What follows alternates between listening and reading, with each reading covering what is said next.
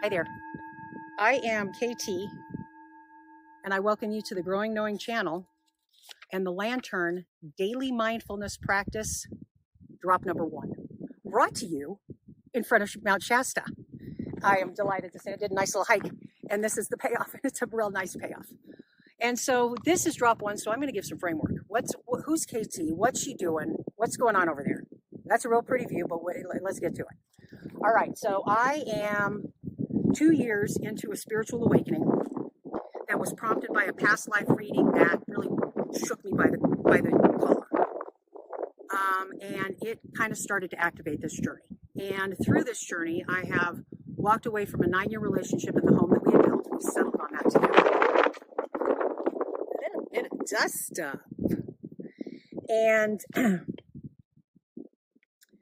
it inspired me to buy a camper van, retire from a 30-year career with UPS, and begin to travel to discover, have adventures, get out in nature, and really start to experience joy. And I am also, and I've got some notes here, I just want to make sure I stay on point. I am also inspired to help you with your journey for self-care.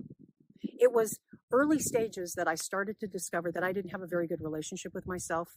I didn't really know how to be alone. I didn't like the way that I talked to myself. I didn't like how I felt about myself. And so my intention is to help you understand that it's a lot easier than you think to get going, and there's a lot of benefit to doing it. And so with me being kind of on the other side of some dark stuff, I don't think I'm entirely on the other side of the dark stuff, but I've been through some dark night, and I've been, in betweens and old ways, new ways. I'm really kind of experiencing what I think is the benefits of a lot of really wonderful work. And so I am inspired to create a channel that helps provide a platform for documenting my journey in an effort to help you with yours, and preparing content that I would have liked to have seen early days. Like this, but early days are not easy. You're by yourself. You're fumbling through the dark. You're not sure where the light switch is. You don't know if what you're doing is even working. You're not sure what you should be doing. And so this mindfulness practice will help to anchor you. And it will provide you with some comfort. It will embolden you. It will begin to unlock some things, right?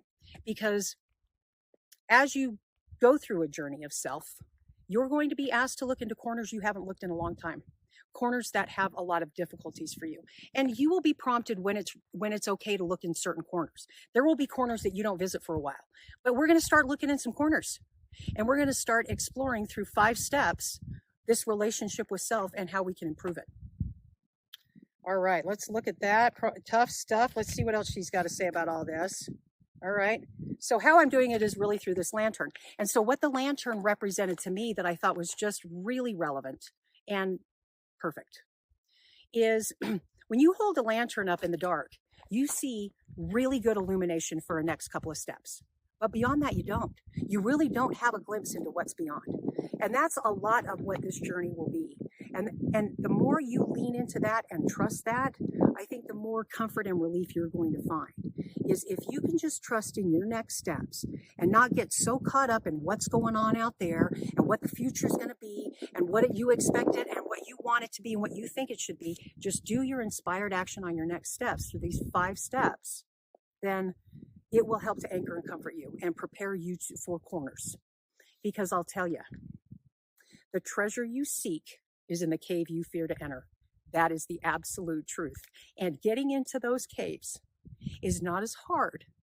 It will be provided to you in perfect timing. You will not be asked to face anything you're not prepared for.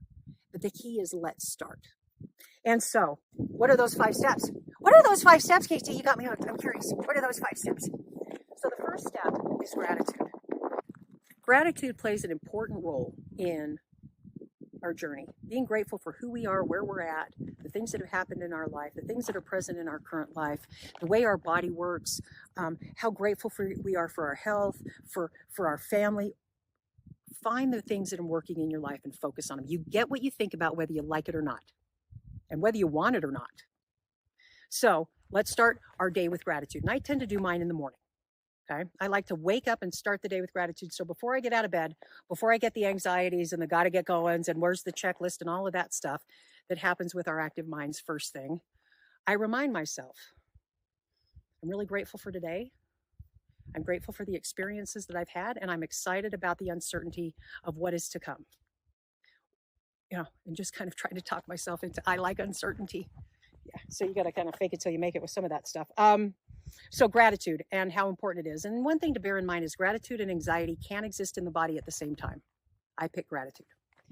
The other is meditation. Your journey for meditation will be difficult and challenging. It's the toughest nut to crack because we have to quiet our minds.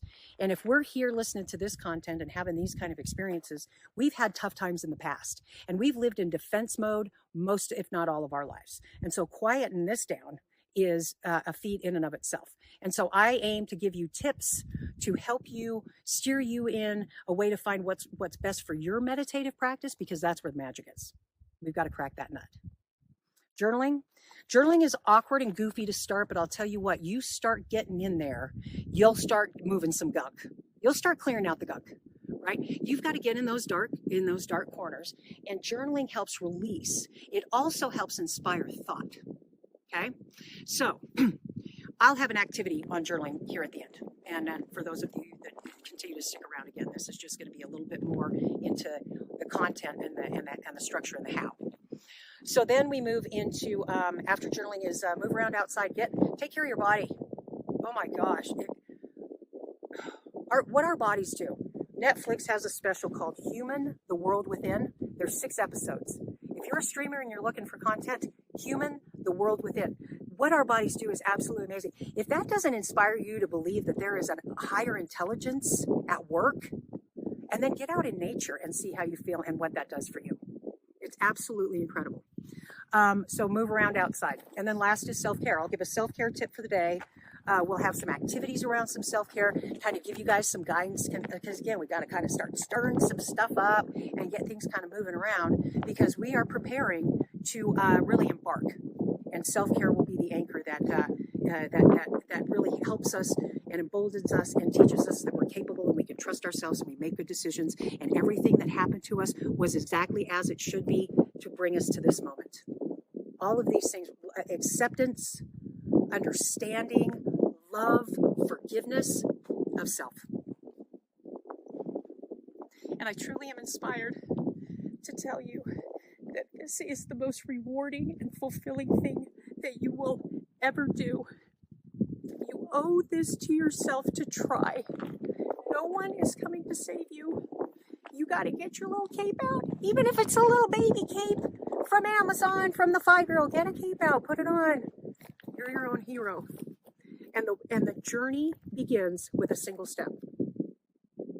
Focus on the illumination within the next couple of steps, and continue to trust in that. And begin to implement this practice. It's not easy. I still struggle with it, but try. Do your best to try, because the more that you can unlock some of this and the magic that you contain within you, you'll be amazed at the resolve, the courage, the brilliance, just how incredible your presence is. If you just start to loosen your grip and give yourself a little bit of encouragement and appreciation. All right. So that's going to wrap. I'll have one activity if you guys want to hang out for just a minute. And then I'm going to talk a little bit about what's going on with me right now and why this is kind of relevant. So the activity is, we talked about journaling and we talked about self-care. Self-care is going to be our anchor. Okay. Self-care is what we are going to lean into to help develop the trust that we'll need for our next steps. Okay. And so I am in the middle of a relocation to Mount Shasta, and I am being asked to really focus on my next steps. And my next steps are around this content. My next steps are around this channel. And the more that I focus on that, the more that other things start to click into place. Okay, so I'm having a lot of benefit from really the mindfulness work that I've done and the travels that I've had thus far. And I can't tell you my life's easier, but it's better. And I encourage you to do this. Again, this will be the best decision that you ever make. Follow along for a few episodes. We're going to do 3 drops to begin with, and then a drop each week until it feels like I'm inspired that we we should stop. I've got kind of a storyboard of the self-care kind of tips and tricks that I want to share with you folks along the way. Some activities that we're going to do to help. That's what it was. It was the activity. It kind of helps stir some stuff up. And so stick around. Stick around. It will get robust. All right. So the activity, journaling. It's tricky, right? Because you're thinking you're going to win the Pulitzer and all that shit. You're not. And you think somebody's going to read it. Hopefully they're not. This is your sacred place to dump, to brainstorm, to ideate. It's just yours to empty the contents of your mind and to allow kind of some inner workings to start bubbling up. Okay. We start clearing some stuff out of here. Stuff starts coming up. We start clearing some stuff out of here. Stuff starts coming up. And we've got a good place to do it if we can start to practice journaling. So I ask you, who's your hero? Who do you admire? Who do I admire? Living on this earth now, having lived previously, historical figure, your uncle, who do you admire? Why do you admire him? I'm going to write all this down on a journal.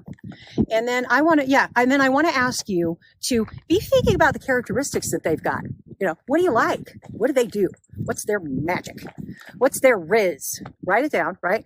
And then for episode 2, we're going to start to do a little bit of thinking about what is going on in our head when we're writing down somebody we admire and why we admire them and what characteristics we have that they got. What is it? Comparison? Is it judgment? Is it negative self-talk? Is it this is preposterous? What are you doing this for? Pay attention. Just let all that stuff kind of come up, but start to get a bead on the theme. What's the theme when you're starting to do this stuff? And so, as an example, I'm going to talk you through Queen Elizabeth. Badass. So she was a bastard queen, right? She was caught up in that whole Protestant Church of England stuff.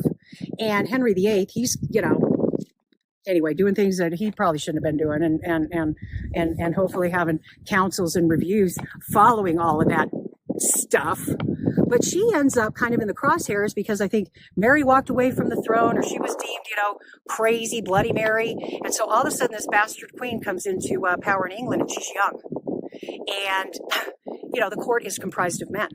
And so they're trying to manipulate her and, persuade her, influence her, for all kinds of reasons, whether it be for the good of England or for the good of them. And at the time, the coffers were empty. They had no war chests, they had no warships. Things were dire. And she manages, through her intellect and her savvy and her adaptability, and certainly her resolve, to become the reign of 40 years that are considered the golden years. And when she passed, the coffers were full, worships, just plentiful, bountiful. And for her to be able to do that and hold her center, I think is incredible, especially in a time when women were not elevated, they were relegated, and there were roles and responsibilities, very tight spaces for them to fit in. And so for her to overcome what she overcame and had the success and being able to provide the prosper to her people and not build palaces and, and so that's my pick. And so here we are at 14 minutes, and so I'm going to give it a wrap. That right down there is Castle Lake. I think you can probably see that if I get out of the way. So stick around. This might resonate. And there's going to be other content that comes. There's going to be all kinds of neat things. I am super inspired. And I hope it's hidden. And if it is, stick around. That's your sign. If you're feeling some kind of something, stick around. That's your sign. This is drop number 1. We're going to do 3 and then a drop every Thursday, I think, until I'm inspired to stop. There's going to be information that comes for the same folks that are traveling with me on this journey. For when I get done with the daily mindfulness practice and we decide to move on to stuff that's a little bit more deeper in content on what that spiritual experience is going to be, what to do when you get to those dark corners, what do those dark corners tell you? Yeah, it's just going to continue to evolve. So stick around, check you back in, and thanks for visiting in the first place. I'm glad you're here. All right, so your next steps are to keep coming back. Can you see them? Grab your lantern. I can see mine. Let's take them.